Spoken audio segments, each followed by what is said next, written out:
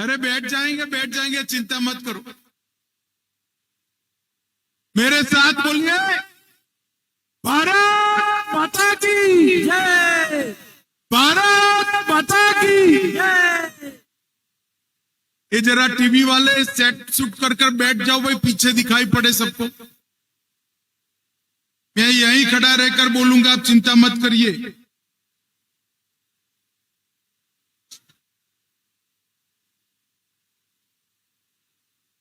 आज कोंडागांव की इस धरती पर आए हुए सभी भाइयों बहनों को मैं दो हाथ जोड़कर प्रणाम कर उनका स्वागत करता हूं।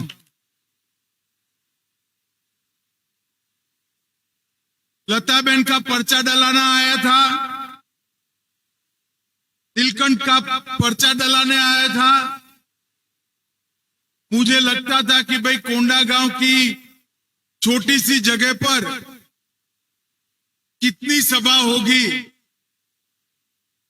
मगर जहां तक नजर पड़े लोग ही लोग दिखाई पड़ते हैं। और मैं आज कह कर जाता हूं मेरे दोनों प्रत्याशियों को, मेरा लंबा अनुभव है चुनाव प्रचार का, ये दोनों की दोनों सीटें भारतीय जनता पार्टी प्रचंड विजय के साथ प्राप्त कर दी है। सबसे पहले छत्तीसगढ़ की इस पावन धरा पर मां दंतेश्वरी के चरणों में मेरा शीश झुकाकर मैं मेरी बात की शुरुआत करता हूं।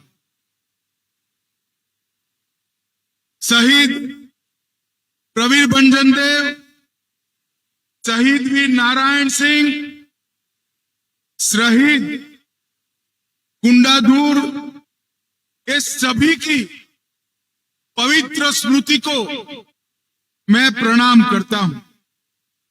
आज यहां पर, अरे भैया बैठ जाओ ना, पीछे इतने चिल्ला रहे हैं, काहे को जिद कर रहे हो? मैं यहीं खड़ा रहने वाला, तुम सेट कर बैठ जाओ।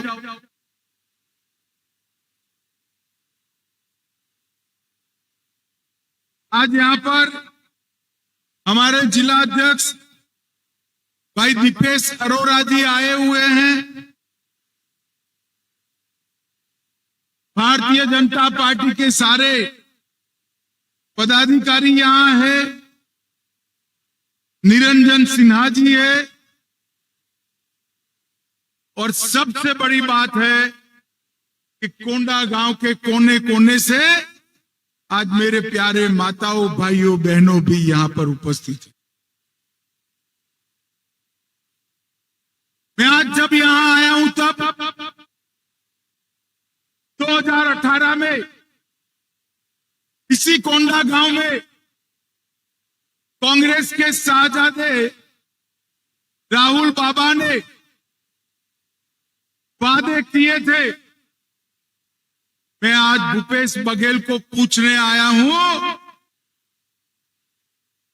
गंगा जल की कसम खाकर राहुल गांधी ने जो वादे किए थे, भूपेश बाबू वो वादों का क्या हुआ, आपने क्या कर? उन्होंने कहा था हम बिजली का बिल आधा कर देंगे। कोंडागांव वालों बताओ, बिजली का बिल आधा हुआ है क्या? इन्होंने कहा था बेकारी भत्ता देंगे, मिल रहा है क्या? उन्होंने कहा था प्रॉपर्टी टैक्स 50% घटाएंगे, घटाया है क्या? उन्होंने कहा था 50,000 शिक्षकों की, ट्राइबल शिक्षकों की भर्ती करेंगे, भर्ती हुई है क्या? हर साल 4 गैस के सिलेंडर मुफ्त दे रहे थे। माताओं बहनों बताओ, मुफ्त गैस का सिलेंडर मिला है क्या? उन्होंने कहा था प्रत्येक महिला को महातारी सम्मान योजना के तहत 500 रुपया देंगे। मिला है भाई? जरा जोर से बोलो, मिला है? भूमिहीन परिवारों को हर एक को एक घर देंगे। उन्होंने तो नहीं दिया, मोदी जी ने 11 लाख परिवारों को घर देने का काम नरेंद्र मोदी जी।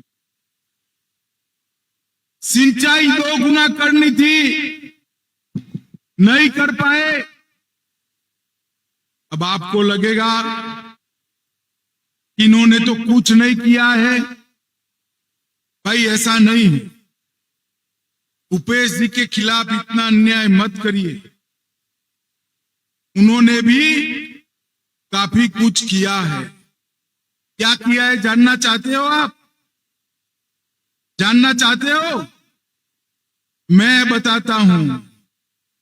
शराब घोटाला किया, 2000 करोड़ रुपया खाकर दिल्ली के दरबार में भेजा। कोयला परिवहन घोटाला किया, 540 करोड़ रुपया इकट्ठा करके कांग्रेस के दिल्ली के दरबार में भेजा। मोदी जी चावल बेचते हैं, चावल बांटने में हजारों करोड़ का घपला किया। अरे बाकी सब तो छोड़ो, मैंने मेरे जीवन में ऐसा पहला आदमी देखा जिसने गाय के गोबर में गोठान में भी 1300 करोड़ का घपला, पीडीएस का 600 करोड़ का घपला, बच्चों को ऑनलाइन जुआ खिलाया, महादेव ऐप 5000 करोड़ का घपला, आदिवासी और दलित बच्चों की भर्ती में घपला। युवा इतना परेशान हुए कि रायपुर में निवस्त्र होकर उनको जुलूस निकालना पड़ा। शर्म करो भूपेश, शर्म करो। डिस्ट्रिक्ट मिनरल फंड 700 करोड़ का घोटाला, कोरोना का पैसा मोदी जी ने भेजा, उसमें भी घोटाला। और आप घोटालों की सरकार बनकर रह गए। छत्तीसगढ़ के गरीब आदिवासी माता बहनें, पिछड़े समाज के युवाओं का पैसा एटीएम बनकर दिल्ली भेजने का काम ये भूपेश बघेल की सरकार ने किया। मुझे बताओ, छत्तीसगढ़ जैसे छोटे प्रदेश में 35,000 करोड़ से ज्यादा रुपया ये भूपेश बघेल सरकार चाऊ कर गई। इसको फिर से वोट दे सकते हैं क्या? जरा जोर से बोलो, दे सकते हैं क्या? और जोर से बोलो, दे सकते हैं क्या? मित्रों, नरेंद्र मोदी सरकार ने छत्तीसगढ़ के लिए विकास का, नरेंद्र मोदी जी ने छत्तीसगढ़ के 38 लाख किसानों को हर साल 6,000 रुपया दिया। 32 लाख गरीबों के घर में नल से जल पहुंचाया। 2 करोड़ गरीब लोगों को 5 लाख तक का स्वास्थ्य का पूरा खर्चा आज नरेंद्र मोदी सरकार उठा रही है। नरेंद्र मोदी सरकार। मेरे सामने इतनी माताएं बहनें बैठी हैं। 38 लाख घरों में शौचालय बनाकर माताओं को सम्मान देने का काम नरेंद्र मोदी सरकार। 2 करोड़ गरीब लोगों को प्रति व्यक्ति प्रति माह 5 किलो चावल मुफ्त में देने का काम किसने किया? जोर से बोलो, किसने किया? नरेंद्र मोदी ने किया। 30 लाख माताओं को गैस का सिलेंडर देने का काम नरेंद्र मोदी जी ने। और इसके साथ साथ 11 लाख लोगों को 11 लाख लोगों को घर देने का काम भी नरेंद्र मोदी।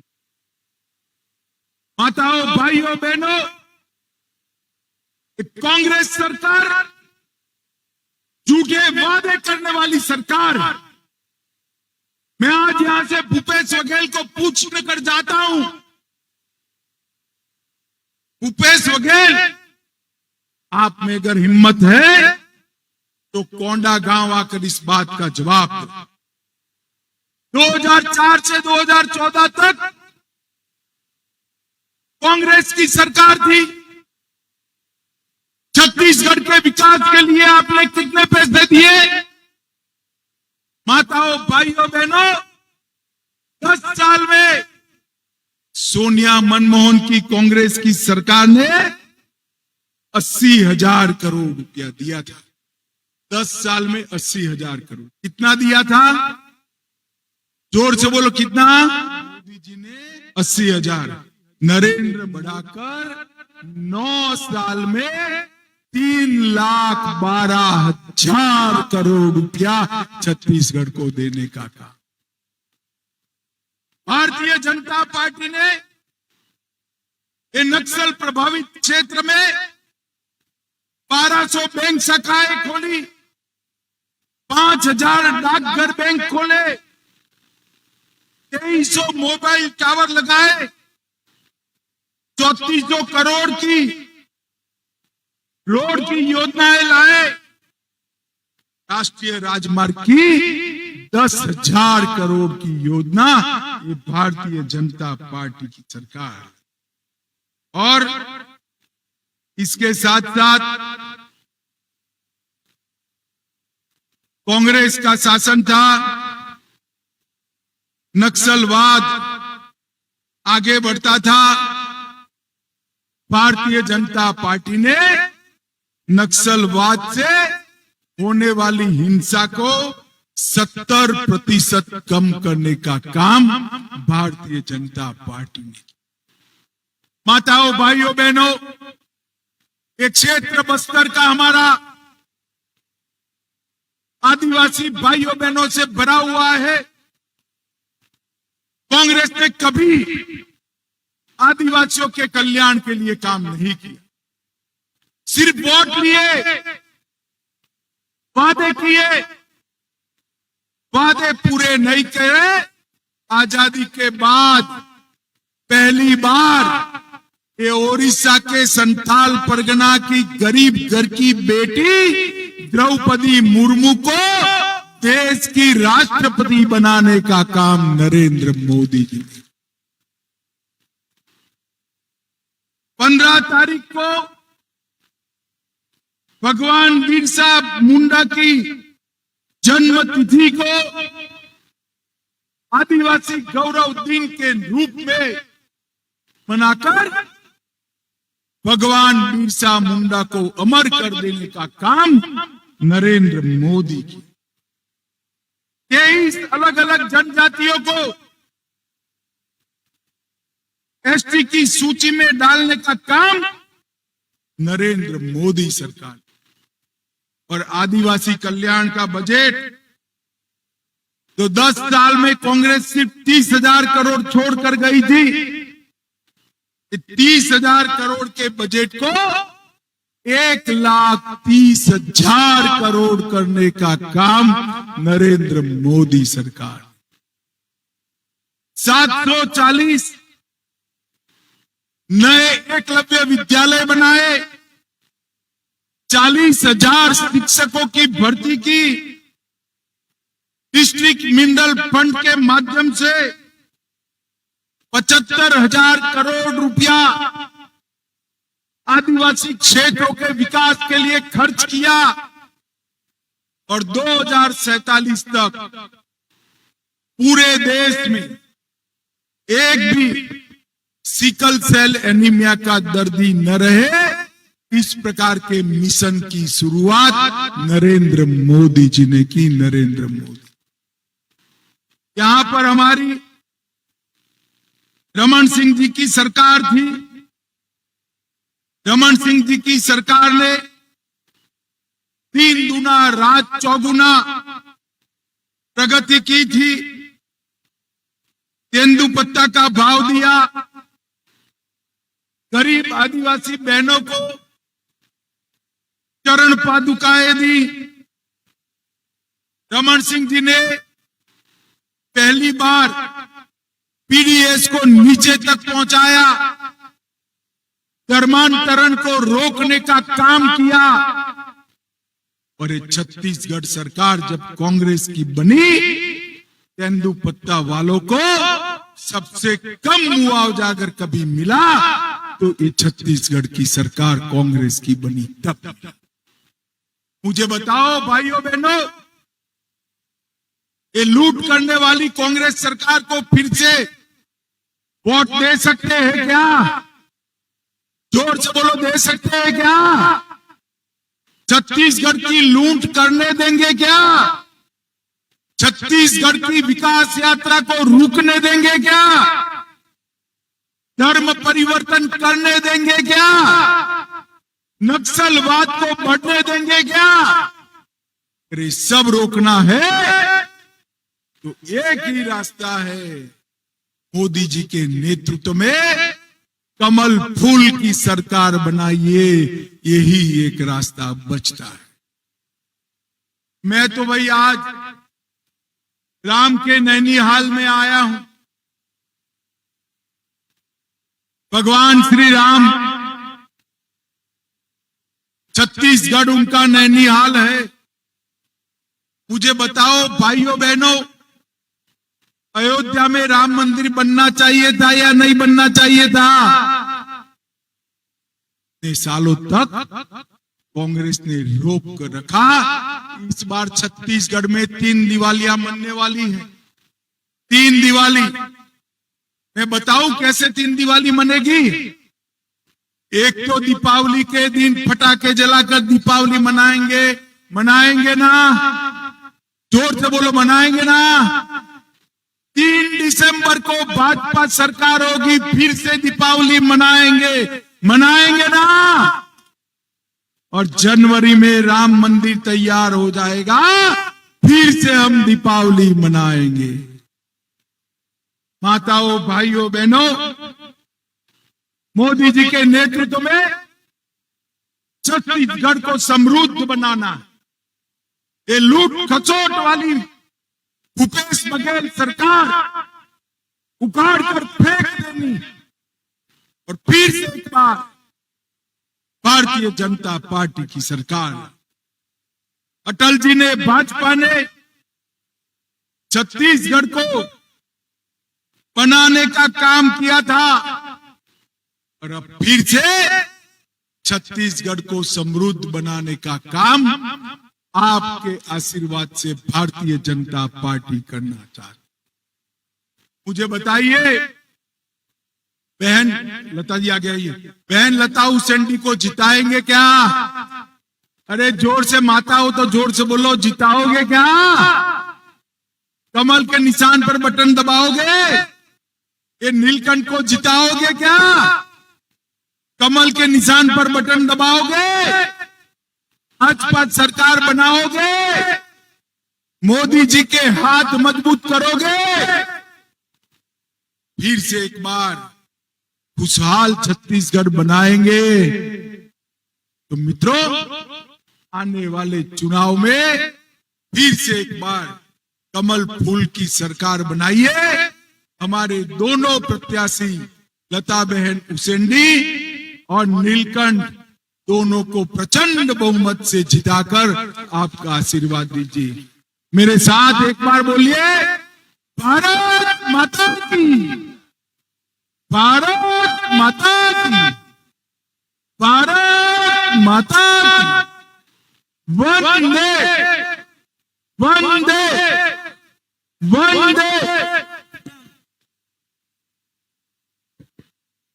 अभी सब बैठेंगे, रैली के रूप में अभी यहाँ से जाएंगे।